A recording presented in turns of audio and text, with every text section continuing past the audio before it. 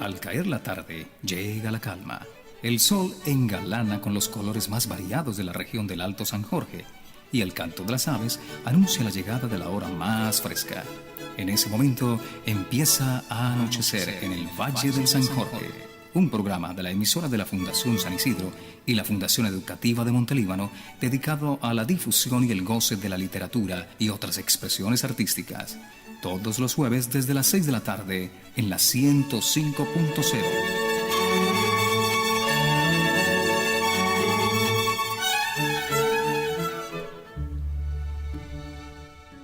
Si usted es menor de edad, le recomendamos escuchar el siguiente programa en la compañía de sus padres o un adulto responsable. Muy buenas tardes para todos nuestros oyentes en Montelíbano y la región del Alto San Jorge, que nos sintonizan a través de la emisora comunitaria La 105 de la Fundación San Isidro. Buenas tardes también para los que nos escuchan en otras latitudes de Córdoba, Colombia y el mundo a través de internet. Mi nombre es Javier Riveros y para el programa de este anochecer me acompañarán, entre otros, el profesor William Darío Botero y un grupo de estudiantes de la profundización de comunicación de la Fundación Educativa de Montelíbano. Tendremos otros invitados, docentes, escritores de este municipio dentro de ese ciclo de programas que hemos denominado como escritores residentes y oriundos de Montelíbano. Dentro de los estudiantes tenemos a Lina Calderín, Jair Rojas, Keila Julio y María Camila Hernández. Hoy es 7 de noviembre de 2013. Ha llegado la hora más fresca. A partir de este momento empieza a anochecer en el Valle del San Jorge, bajo la dirección general de Jorge Velázquez y con el apoyo de Domingo Sotelo en el Control Master de la 105. Como les había dicho, en este programa se tratará sobre los escritores nativos y residentes de nuestro bello municipio sabanero, Montelíbano.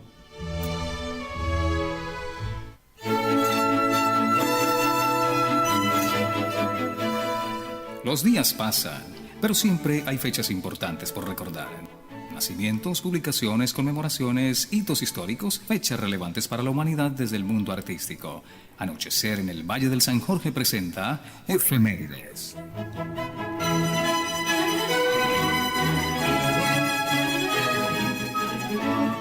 Entre las efemérides del día de hoy, 7 de noviembre, tenemos los nacimientos de escritores como Mark Aldanov en 1886. Este fue un novelista ruso y uno de los principales representantes de la literatura rusa en el exilio durante el régimen soviético. También, en 1901, nace Cecilia Meireles, profesora, periodista, narradora y poeta brasileña, quien escribió numerosos libros de literatura infantil. Igualmente, en 1908, llega al mundo Emilio Vallagas, poeta cubano. Además, un día como hoy, en 1913, nace Albert Camus, quien se destacó por ser filósofo y escritor francés. Le fue otorgado el Premio Nobel de Literatura en 1957. Entre sus principales obras se encuentra La peste y El extranjero. Por otra parte, en 1940 nace el escritor chileno Antonio Skármeta, autor de la novela El Cuarteto de Neruda, publicada en 30 lenguas. Entre las defunciones tenemos al escritor británico George Lawrence en el año de 1990. Su obra más conocida es la tetralogía El Cuarteto de Alejandría. Lina, para continuar con las efemérides, un día como hoy, pero en 1867, nace Marie Curie, química y física polaca, pionera en el campo de la radioactividad y además fue primera mujer en recibir el premio Nobel y también la primera persona en recibir 2 premios Nobel en distintas especialidades, física y química, y la primera mujer en ser profesora en la Universidad de París. Y para agregar a la información que nos presentaste sobre el escritor francés Albert Camus, quien cumpliría 100 años de vida, hay que decir que fue novelista, ensayista, dramaturgo y periodista. Este escritor fue comunista y sus libros siguen una línea existencialista que deja ver su preocupación por la pequeñez y lo absurdo del ser humano. 2 de sus obras más conocidas son El extranjero y La peste, como tú lo dijiste. Lina, Camila, hay que rescatar la importancia de este libro, del extranjero. Seguramente cuando cae en las manos de un descuidado lector, este lector se volverá un amante de la literatura con este texto. Es el extranjero de su propia tierra, de su propia sociedad, el protagonista de esta novela. Me vienen a la memoria algunas canciones que hablan sobre las personas que dejan su lugar de origen y llegan a tierras lejanas, tierras que los reciben con culturas diferentes, y entre todas esas composiciones hay una muy especial, una de Enrique Bunbury, cantante español, tal vez no muy escuchado en nuestro medio, aquí en Montelíbano, pero un gran artista, alguien a quien nos debemos acercar estéticamente. Quiero invitarlas a ustedes y a todos los que nos están escuchando en estos momentos, muy especialmente a aquellas personas que han llegado de otros lugares de Colombia y del mundo a este hermoso municipio de Montelíbano. Con ustedes, Enrique Bunbury y su canción El extranjero.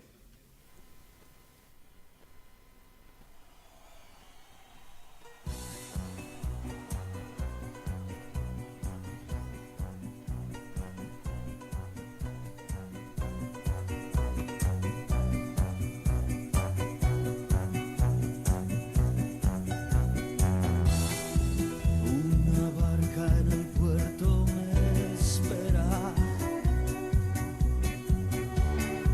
No sé dónde me ha de llevar.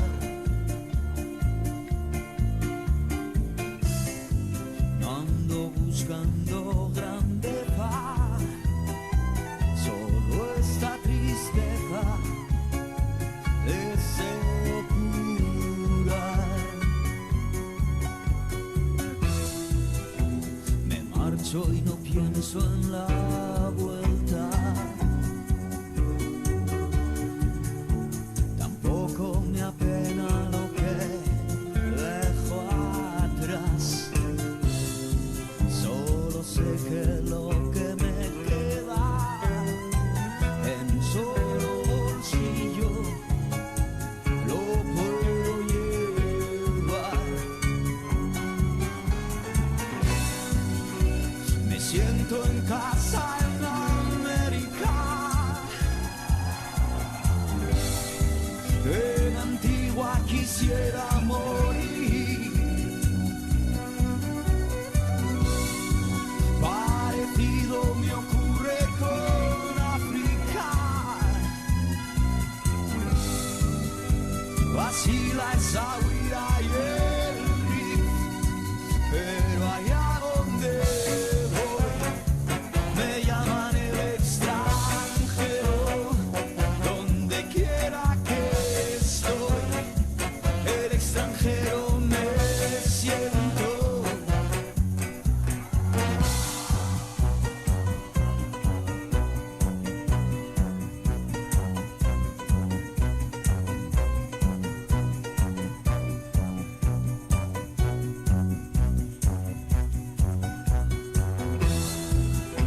También extraño en mi tierra,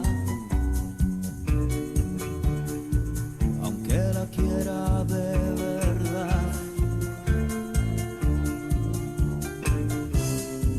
Pero mi corazón me aconseja los nacionalismos que miedo me dan.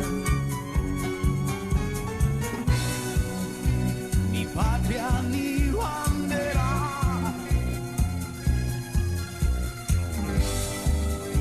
ni raza, ni condición, ni límites, ni fronteras.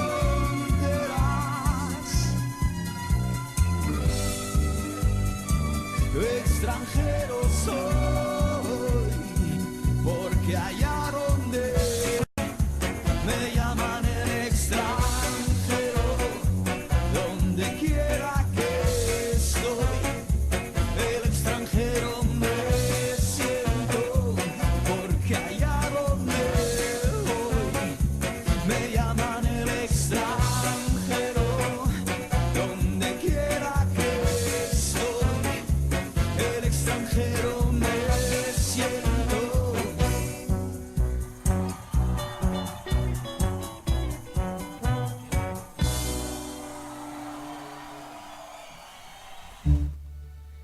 Ayer tengo el gusto de presentar al señor Pedronel Gómez Moreno, quien nació en Zapatoca, en el departamento de Santander del Sur en el año de 1972. Él realizó sus primeros años de estudio en el municipio donde nació y donde por primera vez ejerció su carrera como docente. Es licenciado en lengua castellana y además tiene el título de psicólogo. En la actualidad dirige el Departamento de Bienestar Estudiantil de la Fundación Educativa de Montelíbano, institución donde lleva trabajando 15 años. Es una gran persona, lo conozco personalmente y entre sus afectos está la música y la literatura. Por eso, por ser un escritor residente de nuestro municipio, les he traído un audio con una pequeña entrevista que le realicé. Buenas noches, Pedronel Gómez es profesor de la Fundación Educativa de Montelíbano, coordinador de Bienestar Estudiantil. Los estudios que he realizado son licenciatura en Español y Literatura, especialización en Lingüística y Literatura, Psicología, especialización en Terapias Cognitivas, maestría en Psicología Clínica para Niños y Adolescentes. El libro que he publicado es Cuentos muy cortos de animales muy raros. Bueno, Pedronel, me gustaría saber cómo ha sido tu experiencia como escritor. Principalmente la experiencia que te pregunta como escritor, pues nace es como un ejercicio permanente de la escritura. Uno empieza escribiendo cosas muy cortas, puliendo su discurso y motivándose bastante frente a los temas que le llaman la atención. A mí siempre me llamó la atención dos temas específicos y son la literatura y la psicología. Entonces trato como de combinar esas dos cosas y a veces escribo literatura y a veces escribo psicología. ¿Qué me motivó a escribir? Que la gente conozca un poco acerca de las capacidades que tiene el ser humano para sacar adelante un proyecto como es escribir unas ideas para que los demás las conozcan. En este caso, pues, yo escribí para niños. Bueno, háblanos del libro Cuentos muy cortos de animales muy raros. Bueno, es un libro que me dediqué a escribir porque estos animales, la mayoría en vías de extinción, se deben dar a conocer a los chicos de manera dinámica. Sin embargo, el libro tiene una parte última en cada cuento donde explican quién es en realidad el animal, su hábitat, de qué se alimenta y qué costumbres tiene. Pero más que todo la intención era que los chicos conocieran a esos animales de nombres bien extraños, de hábitats y características muy raras, pero que lo conocieran de una forma dinámica, ¿no? Bueno, ¿qué te motivó a ser escritor? Principalmente los niños y también un querer publicar las ideas que uno tiene y que a veces se hace difícil siempre decirlas oralmente. Entonces, con un libro uno puede quedar de pronto un poco más en la historia y en la memoria de la gente. Muy interesante. ¿Qué recomendaciones le daría a las personas que se quieren dedicar a la escritura? Tiempo. Sacar mucho tiempo para eso, porque requiere de no solo querer, sino también sacar las horas que eso requiere. Bueno, Pedro, y finalmente, durante esos años de residencia en el pueblo, ¿crees que Montelíbano ha tenido incidencia en tu obra? Totalmente. Montelíbano es, digamos, la cuna prácticamente de lo que yo he aprendido como profesional y como escritor, si se puede llamar así, pero que me dio la posibilidad de publicar, sí, bastante, ya que hay una naturaleza fantástica y hay unos niños muy inquietos por conocer mucho más. Bueno, Pedro, muchas gracias por tu tiempo. A ti, Jair, muy amable.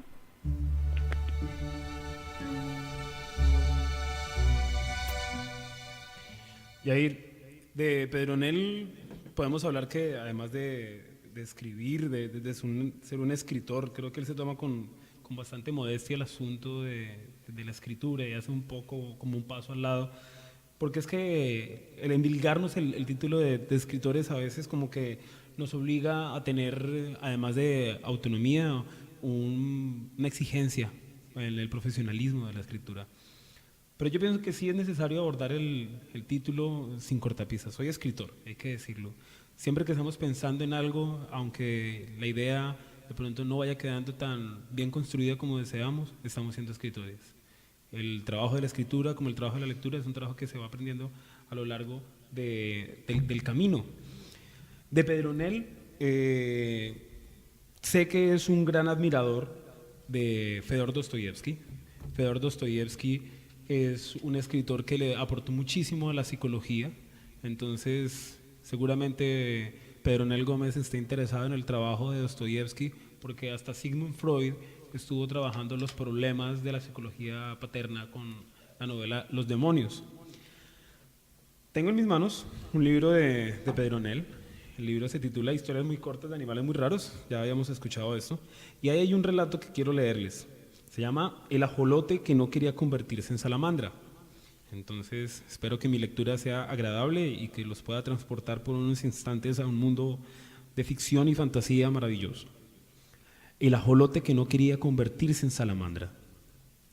Hace algún tiempo existió en México un ajolote llamado Pote.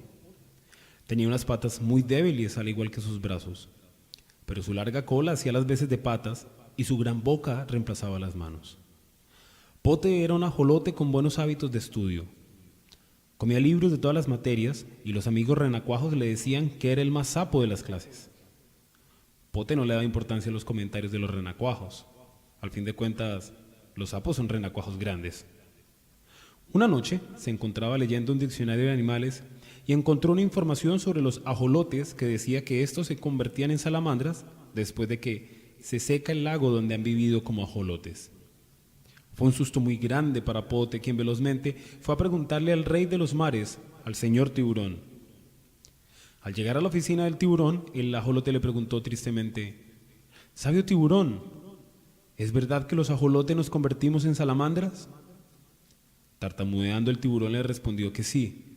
Efectivamente, las salamandras son la última evolución de los ajolotes, pero no te entristezcas, que todos los animales sufren transformaciones. Ya ves, los renacuajos se transforman en sapos, las larvas en mariposas, los huevos en gallinas, etc. No quiero ser una salamandra, no deseo cambiar lo que soy. Es muy especial dentro del agua y mis amigos están dentro del lago.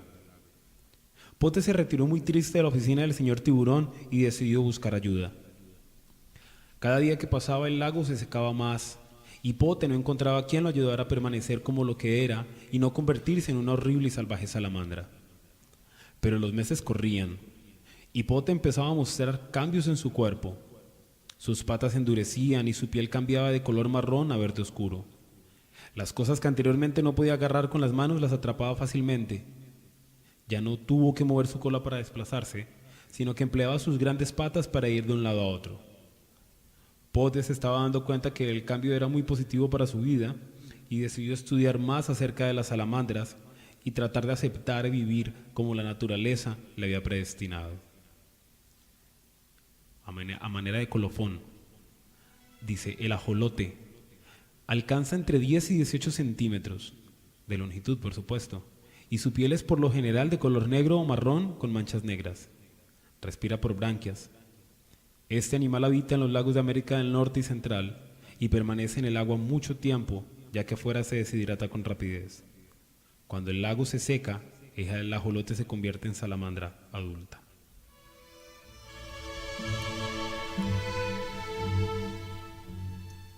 Javier, y para continuar con el tema de la noche y para ambientarnos, quiero que escuchemos una hermosa canción vallenata.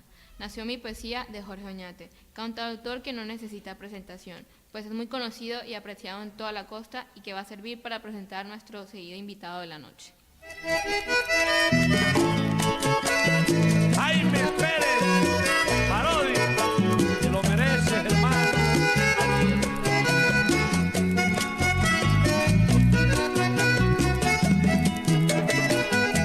Nació mi poesía como las madrugadas en mi pueblo, ardiente, pura y majestuosa. Mis versos, viajeros y libres como el viento, cual astro fugaz del firmamento,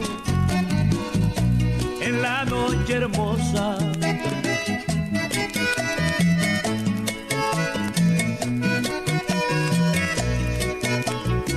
Porque el folclor de mi Valledupar, del amor nace en mil corazones, eternizó en el alma del César, la alegría de mirar acordeones, ya no hay casita de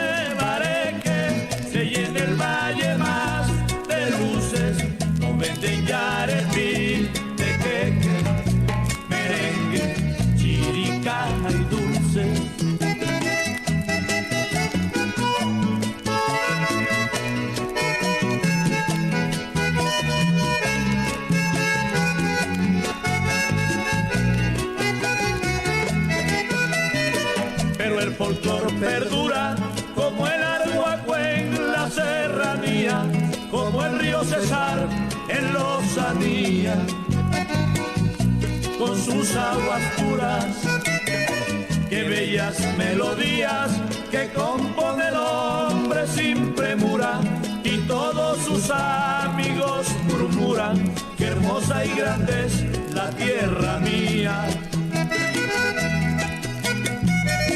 Oye, Julio, y así como esta melodía es Valledupar, Jorge.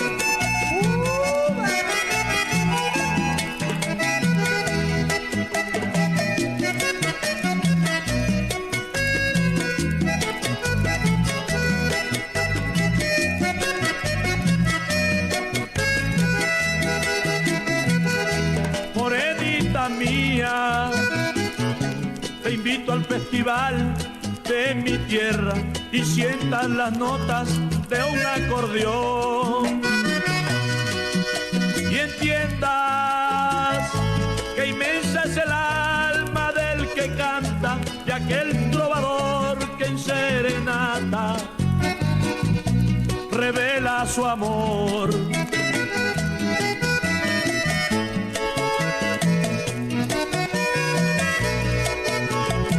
Los niños del pueblo no esperan brisas que eleven su frágil cometa al viento.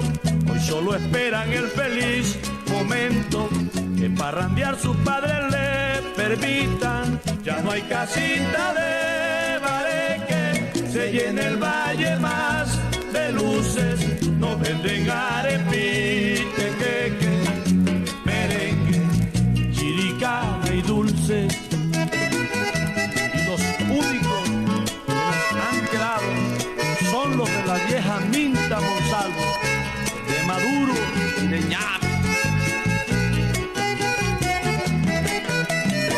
Amor de mis amores, tú que eres la errante golondrina, deja de ser alma peregrina y escucha mis canciones.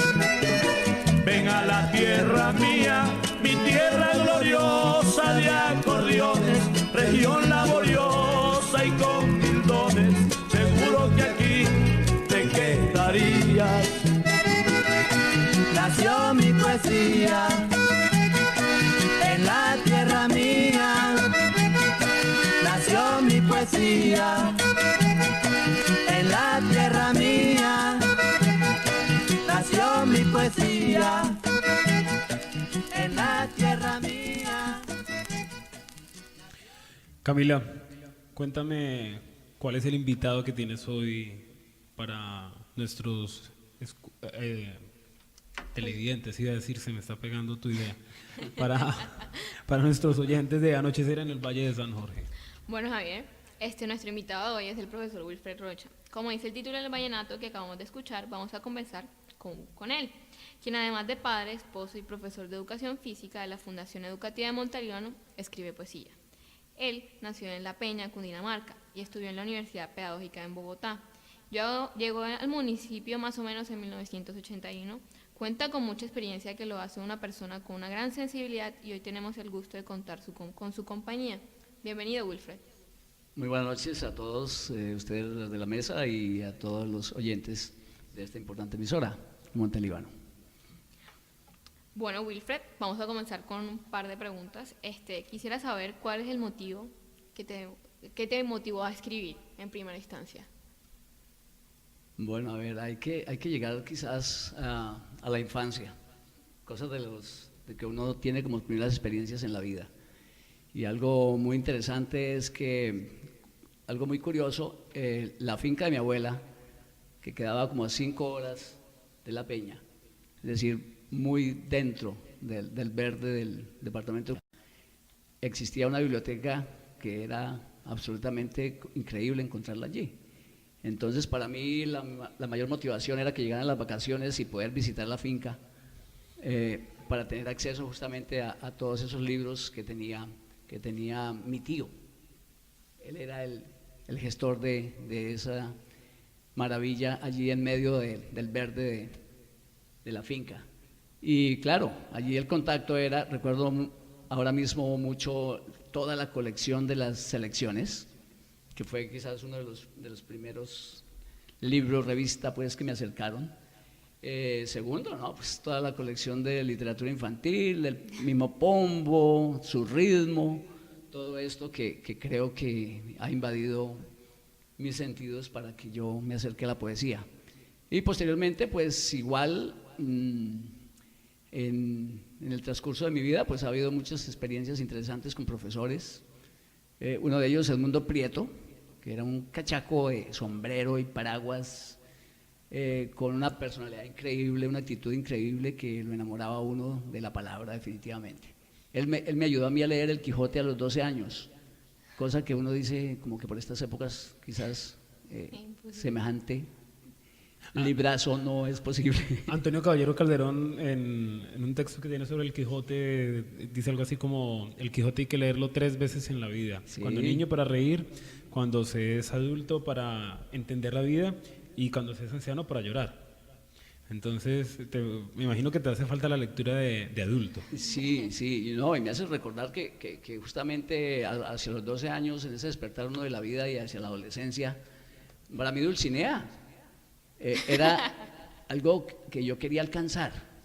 Era el amor platónico, alcanzó a ser. Después entendí que, no sé, había que entrar en otras realidades, pero muy interesante este profesor, a quien he admirado toda la vida. Él ya se nos fue, pero ni tanto, se quedó conmigo. Quedó legado. Sí, muy interesante.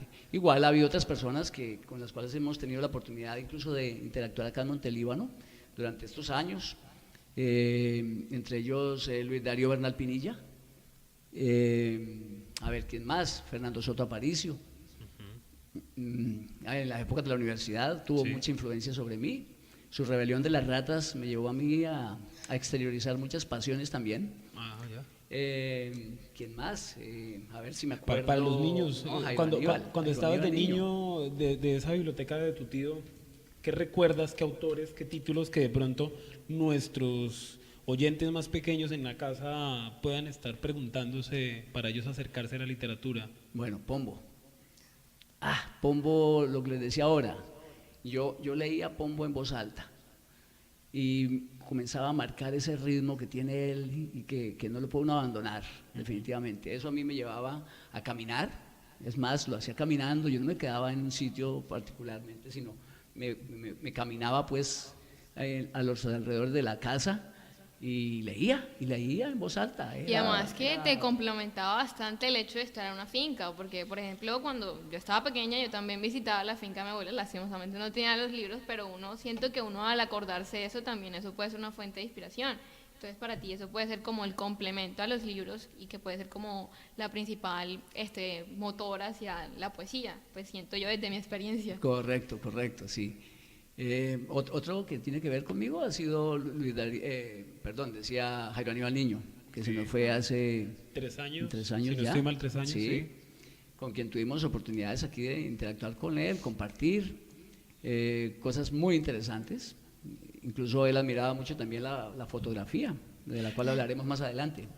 A ese punto tenemos que llegar porque no solamente él apreciaba Juan Rulfo también, Juan Rulfo fue fotógrafo y hay una colección que no es tan conocida. El Rulfo fotógrafo es muy poco conocido, pero hombre, la fotografía tiene una relación directa con la poesía. Sí. Inmensa. Tratemos de hacer una pequeña síntesis. Bueno. Pues Javier ya te preguntó cuáles eran para los autores como para niños. Ahora queremos saber qué poetas te han influenciado ahora grande y cuáles recomiendas a los oyentes. Ya, bueno, así ya después, alguien que me ha llamado mucho la atención, no solamente a nivel de la poesía, sino también del cuento, Benedetti. Entonces, no sé, yo estoy también muy cerquita a él, siento que a través de su manera muy particular de escribir, como que yo me siento muy en ese camino, no necesariamente como escritor, sino me siento muy, a ver, ¿cómo decirlo? Como que él me describe a mí. Curiosamente esto me ocurrió a mí. Benedetti es cerca. Sí, sí, es muy cercano, lo veo que es En muy... palabras de su poesía, él le construye a uno ese puente indestructible con la literatura. Exacto, exacto. Entonces lo invita a uno o a escribir o lo invita a uno a seguir leyendo. Yo siento que Sí. decía un profesor en la universidad que Benedetti era un poeta para adolescentes. Y vaya que sí, Ajá. porque es un muy buen inicio. Le está demostrando a uno que se puede hacer poesía con facilidad y que es la poesía la que uno está sintiendo. Exacto. Y da la ventaja de que tanto grandes como pequeños, por ejemplo, nosotros que estamos relativamente pequeños, también nos sentimos identificados, también sentimos como lo que dice Wilfred, que al parecer parece que lo hubiéramos escrito nosotros y que él hubiera vivido exactamente lo mismo que nosotros. Entonces, de pronto, eso es algo que ve que es una ventaja de Benedetti, que tanto grandes como pequeños tenemos la facilidad de entenderlo. Y espero en estos tiempos venideros poder agotar más, poder tener la oportunidad de leer más a Benedetti, porque en mi biblioteca, por ejemplo, hay cosas que no las he tocado. Que están esperando como un buen vino. Están allá esperando. añejando. Sí, sí, sí. Y hay que pasarles en el orillito el tacto para que no se nos vayan a quedar allí enmudecidos. Es verdad, a uno como que le da pena con ciertos Sí, autores y con ciertos sí, sí, títulos que no. lo miran con recelo. Wilfred, tú haces poesía. ¿Cómo surge, cómo empieza, cuál es el punto de partida de la creación poética? Bueno, a ver. O si hay alguno Sí, sí, que no. identifiques, pueden ser muchos. A ver, yo te decía antes que Fernando Soto Aparicio, en las épocas que yo me encontraba por allá en el bachillerato, ya hacia los 16 años más o menos, cuando leí La Rebelión de las Ratas, a mí me inspiró una cantidad de sentimientos profundamente ligados a la problemática social. Y bueno, esta es una época que igualmente en el sentimiento del adolescente tiene pues mucho impacto. Entonces esto me llevó como a desdoblarme sobre lo que yo pensaba, de lo que yo veía a mi alrededor, lo que ocurría con las diferencias sociales, cómo la inequidad marca cada vez más a un país, a una sociedad. Entonces todo esto como que comienza a hacer como reverberar en el interior de uno, y uno comienza como a quererlo sacar, que tiene que ser una opción que va más allá de la piedra. Sí. De la piedra tirada, de la piedra que daña. Entonces encontré yo que quizás esta era una forma de hacerlo de manera constructiva, de inquietar al otro, de entender que quizás estas voces que pueden estar dentro de nosotros hay que sacarlas y hay que hacerlas llegar a los demás para que esta gente también coja conciencia y podamos pensar que hay que actuar. Cambiar la destrucción Sí. del establecimiento con la construcción de las ideas. Exactamente. Wilfred, no le demos tantas largas a algo que yo estoy esperando. La fotografía. Léenos. Ah, bueno, también. Bueno, sí, mira que con lo que estamos diciendo, voy a leer algo que tiene relación con esto de lo social y que tiene mucha vigencia. Tú me preguntabas antes qué suscitaba en mí escribir, y he visto, por ejemplo, cómo a través de los últimos años se habla mucho en nuestro país de desplazamientos, se habla de tierra que ya no está en las manos de quien la cultiva y que han sido desplazados, en fin. Y yo he escrito algo pensando que al momento en que yo después lo leyera, las cosas habrían cambiado. Lastimosamente, casi que puedo decirlo que lo hice pensando en que esto puede llegar a que la gente piense que eso debe cambiar. Y hoy, no sé, no estamos conformes del todo con lo que, o mejor, de nada con lo que sigue ocurriendo, ¿no? Entonces déjenme... Tal vez la única ventaja de eso que dices es que la poesía en muchos temas no pasará de moda, porque va a hacer denuncias, va a recrear mundos, va a hablar de puntos agudos que nos afectan como humanidad, que nos hacen sensibles y que nos están incomodando en ciertos momentos. María Camila estaba diciendo hace unos instantes de cómo nosotros nos apropiamos de la poesía. Hombre, no necesito yo escribir para ser poeta. Seguramente si entiendo un poema, me está haciendo poeta, me está haciendo rapsoda bajo la idea de los antiguos griegos. ¿Qué nos vas a leer, Wilfred? A ver, relacionado con la tierra, decíamos ahora, herencia. ¿Dónde estará mi tierra negra, preñable de sueños y de anhelos? Aquella que quisieron los abuelos recogieran sus hijos en su infancia. Aquella que labraron con el verde, el de la esperanza, de sol a sol, con semillas blancas, con aguas claras, con manos francas. La tierra es roja, no de pétalos de rosas, de amantes conciliados, teñida es por lágrimas de sangre que en cascada vierten por los rostros ancestrales, tus hijos, tus hermanos. ¿Dónde estará mi tierra negra? ¿Lo sabré acaso cuando mi cuerpo la tenga como cielo? Me imagino que esos verdes son los verdes de la infancia, ¿sí? Correcto, correcto. Mira, hay un poema que nos viene aquí como anillo al dedo, página 53 de tu libro. Santiago de Tolú, desde el año 1996. Sí. Como, bueno, una pequeña reseña. ¿Cómo surgió este poema? Santiago de Tolú significó para mí alguna vez que a mí me fascina estar frente al mar y escucharlo. Y hay muchas voces que nos dicen todo lo que está sufriendo el mar. Sí. Y a través del mar todos quienes le habitan, y dentro de ellos los pescadores. Y alguna vez allí hubo un problema con los pescadores artesanales, quienes prácticamente estaban desplazados de su trabajo por empresas pesqueras grandes. Entonces, pues esto nació a raíz de esa situación que se presentó allí. Muy bien. Santiago de Tolú.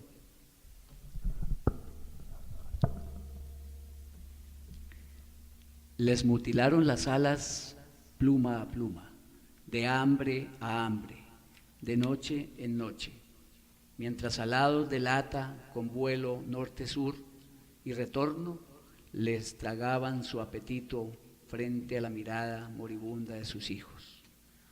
Hoy se mecen frente al cementerio de cara al pueblo, como espejos que reflejan la fatiga de la espera. Hoy se mecen como ataúdes de marinos que nunca pidieron ser lanzados al mar. Wilfred, hay otro poema, este es de 2004, se llama Rojo, está en la página 33. Yo le haría una pequeña relación, tanto en estructura como en significado, a esos poemas de Benedetti, sencillitos, poderosos, el juego del amor, el juego erótico, la seducción. Correcto, correcto, sí. Hay un coqueteo por allí con... Sí, sí. Correcto. El juego de la palabra también, ¿no? Claro. Muy bien. Rojo. Te ofrezco una rosa, te ofrezco una espina. ¿Qué quieres, el rojo de los labios o el rojo de la herida? Ese poema es para que uno se lo aprenda. Esos juegos de memoria que a veces se están olvidando en estos tiempos, porque se nos ha dicho que la memoria no funciona, que no sirve, lo cual es un completo error. Con la poesía es un juego que deberíamos estar practicando. Pero yo tengo ese problema justamente. Y alguna de las razones por las cuales yo escribo es para hacerle trampa a la memoria cuando ésta nos quiera olvidar, defraudar, sí. Cuando nos quiera pasar una mala jugada. Borges tiene una idea similar. Mira, antes de que pasemos a una sección de otra sección de nuestro programa, quiero que nos leas un poema que es importante para nuestro programa, para nuestro municipio y nuestra región. San Jorge. Estamos conectados. Estamos conectados. Muy bien. Y hay uno que está esperando ahora. Ah, ok, bueno, muy bien. Pero vamos primero entonces con San Jorge. Vamos con San Jorge. Sí, ¿qué te puedo decir? El San Jorge hace, para todos quienes habitamos esta región, hace más o menos un par de décadas, no, una década, un poco más de una década, tuvimos un accidente muy fuerte en el río San Jorge, en el cual hubo una avalancha que prácticamente nos desdibujó la sonrisa que teníamos de esta maravilla de río con lo ocurrido allí, con esta avalancha. Y bueno, eso nos llevó a escribir lo siguiente. San Jorge. Nació el día para ver la muerte, para mirarle a los ojos sin parpadear, fijamente, para verle navegar entre mares de suspiros, de alevinos de cacheguas, doradas y blanquillos, todos ellos juntos ante la agonía, con la prisa de quien ama la vida, de quien quiere la vega a pesar de la garza o del yuyo.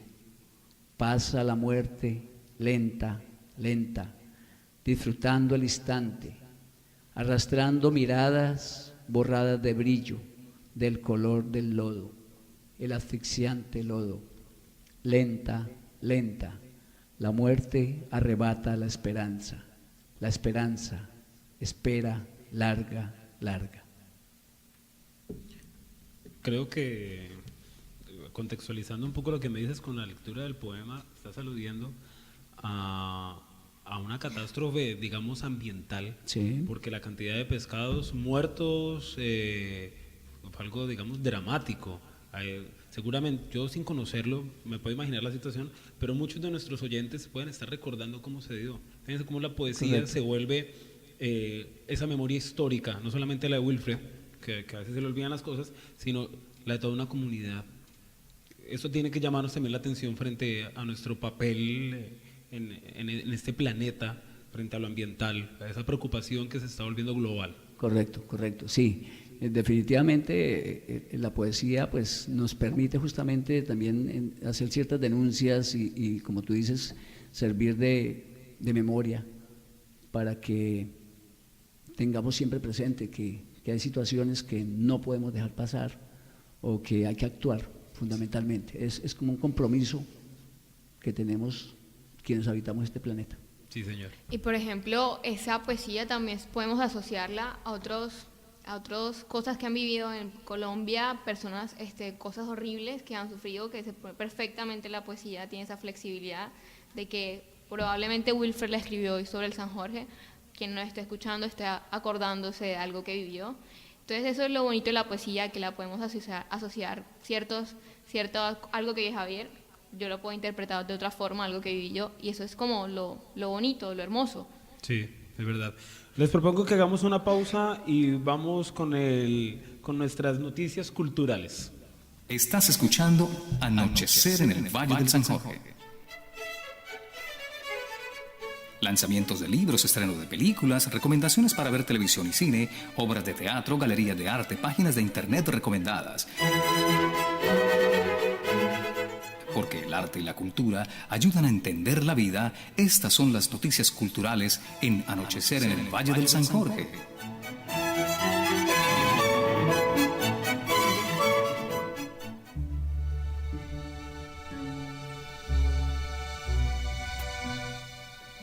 Javier, muy buenas noches y para todas las personas que nos están escuchando. Como noticias culturales, una bien importante, el 30 de noviembre se realiza en la ciudad de Guadalajara, México, la feria del libro más importante en lengua castellana. Más o menos, para que conozcamos como la dimensión de esta feria, se cree que posiblemente se llegue a 1 millón de visitantes. Hay 1.950 editoriales presentes, 40 países. Tiene un gran movimiento en ventas, presenta escritores de muchas partes del planeta. En Colombia tenemos 2 ferias de libro importantes, la de la ciudad de Bogotá, que se realiza en el recinto de Conferias, que está dirigida más que todo a un público adulto, y la de la ciudad de Medellín, que se realiza en el Jardín Botánico y que desde hace 3 años está enfocada a los jóvenes y a los niños. Esa es como la noticia que viene. Y es una noticia que deberíamos contextualizar para nuestro municipio. Aunque no tengamos una feria del libro de tal envergadura, sí deberíamos estar promoviendo situaciones o momentos en los que los libros fueran de mayor acceso hacia todas las personas. Es decir, compartir los textos con otros amigos. Esos libros que a veces no estamos leyendo los podríamos hasta regalar. Dosificarlos, irlos entregando.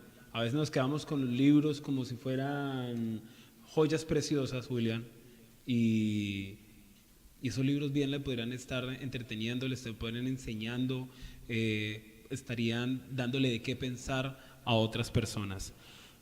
Recordarles también a los que nos escuchan que en el municipio de Montelíbano contamos con la Casa de la Cultura, un sitio donde hay una biblioteca, ¿cierto? Que sería bien interesante que acudiéramos a este lugar. Con una buena cantidad de clásicos, unas ediciones muy interesantes, William. Eso Sí. lo tienen que saber nuestros oyentes. Vamos con las píldoras gramaticales.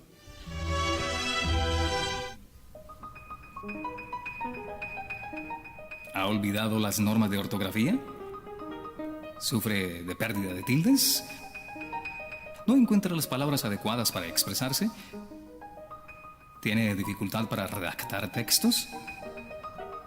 No se preocupe, ha llegado Píldoras Gramaticales, una sección del programa Anochecer en el Valle del San Jorge sin prescripción médica. Keila, buenas noches. Cuéntanos cuáles son las píldoras gramaticales. Buenas noches, Javier. Las píldoras gramaticales para el día de hoy tienen que ver con dos expresiones muy comunes que solemos utilizar con un mismo significado. Hacerse a la idea no es lo mismo que hacerse una idea.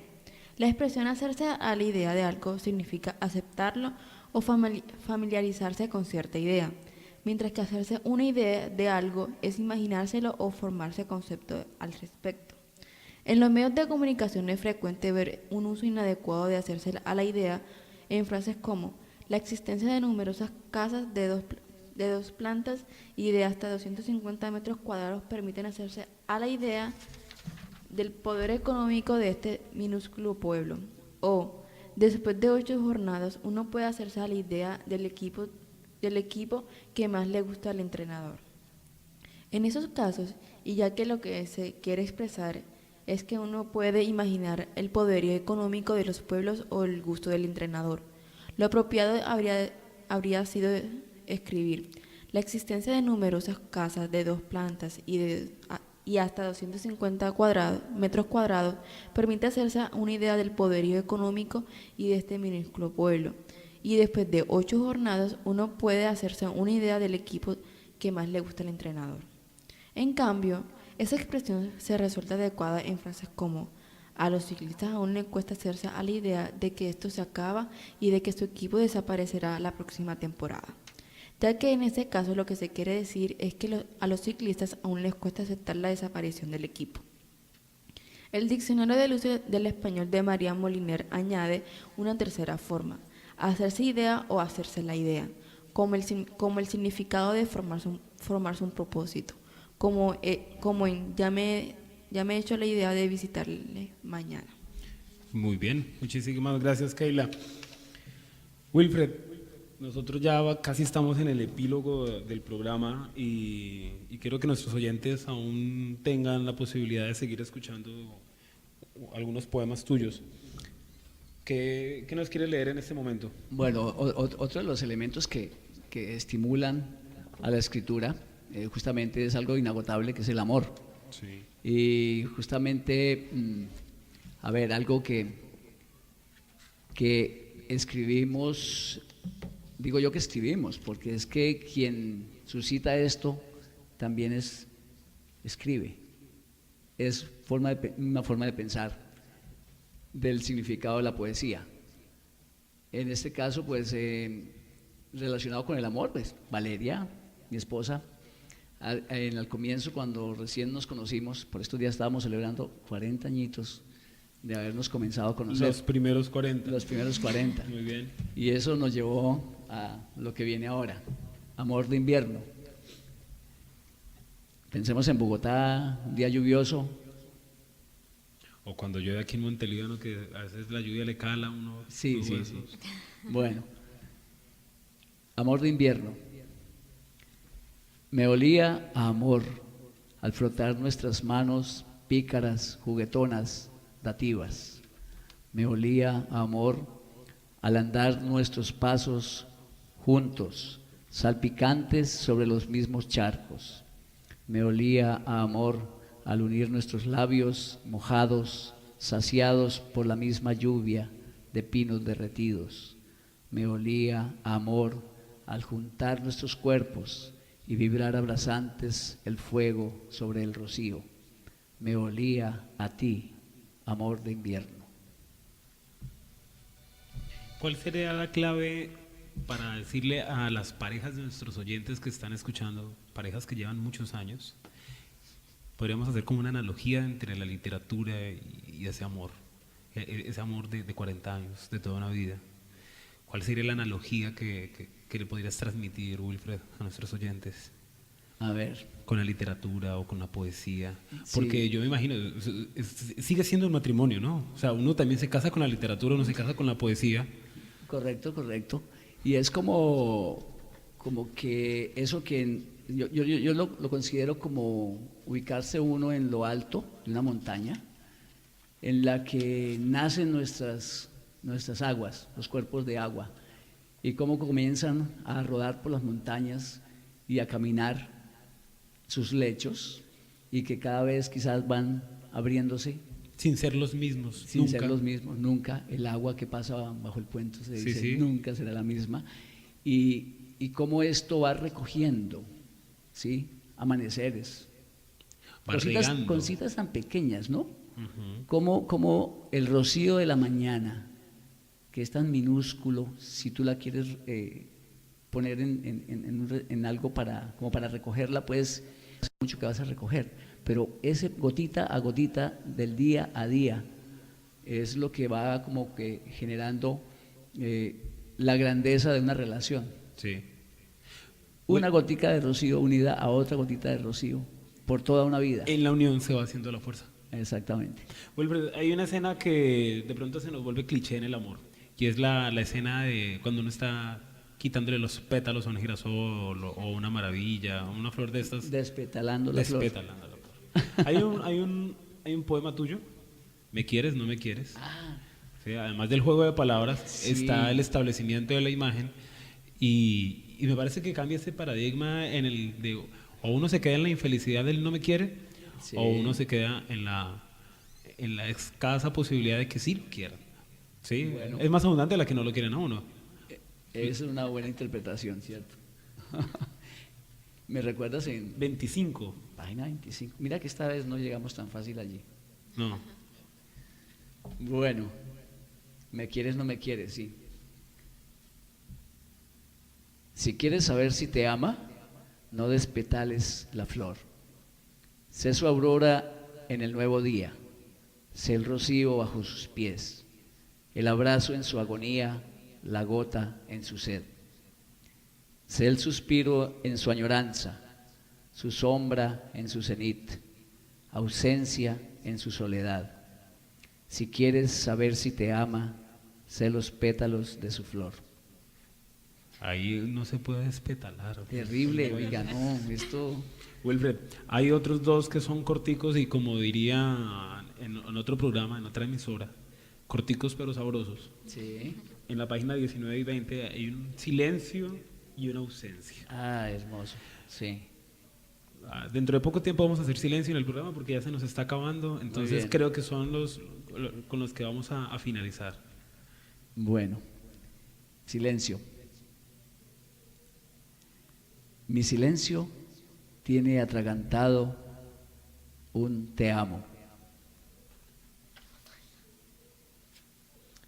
¿Y ausencia? Y ausencia. Besó mi orilla y yo estaba ausente de silencio.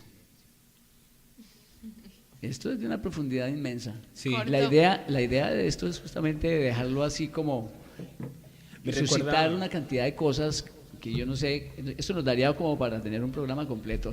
Me recuerda la técnica del haiku, que por lo menos en América Latina llevó a cabo Juan José Tablada, el mexicano, a finales del siglo XIX y principios del XX, aquella técnica de los japoneses que era con muy pocas palabras, creo que hay un límite de sílabas, poder recrear ciertas escenas, ¿no? Entonces, a veces valdría más o serían más extensas las explicaciones que en sí el mismo poema. Correcto.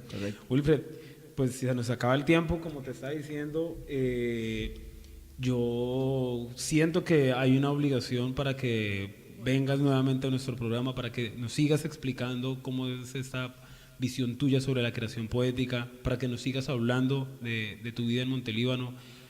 Nuestros oyentes deben saber que tú eres pionero con la Fundación Educativa de Montelíbano, tú eres de los fundadores, lo cual a los que estamos siguiendo esos pasos nos enorgullece. Gracias, Javier. Entonces, vamos a dejar esta invitación abierta. Quiero que nuestros oyentes nos sigan mandando sus saludos. Hace unos días estuve hablando con un estudiante, con Germán Pérez, que está escuchando el programa, don Gastón, el señor que tiene la hora gastonera, una hora antes de nosotros, de salsa, me dijo que le había gustado mucho el programa, entonces le envío por aquí un saludo y será también otro invitado. Claudia Patricia Garzón, nuestra compañera permanente, no ha venido, pero le enviamos un fuerte y caluroso abrazo, que está escuchando el programa en estos momentos. Los invitamos el próximo 14 de noviembre, vamos a hablar sobre la poeta de Bogotá, María Mercedes Carranza. Hemos llegado al final de nuestro programa de hoy, jueves 7 de noviembre. Muchas gracias a todos nuestros oyentes por la sintonía, gracias por habernos permitido ingresar a sus casas y acompañarlos en la hora más fresca. Pueden escribirnos también al correo electrónico anochecerenelvalledelsanjorge@gmail.com o síganos en Twitter @anochecersanjorge. Un abrazo literario para todos.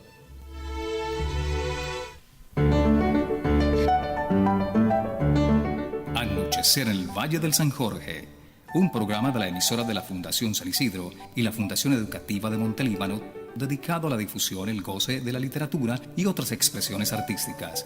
Escúchenos en la 105.0. Anochecer en el Valle del San Jorge.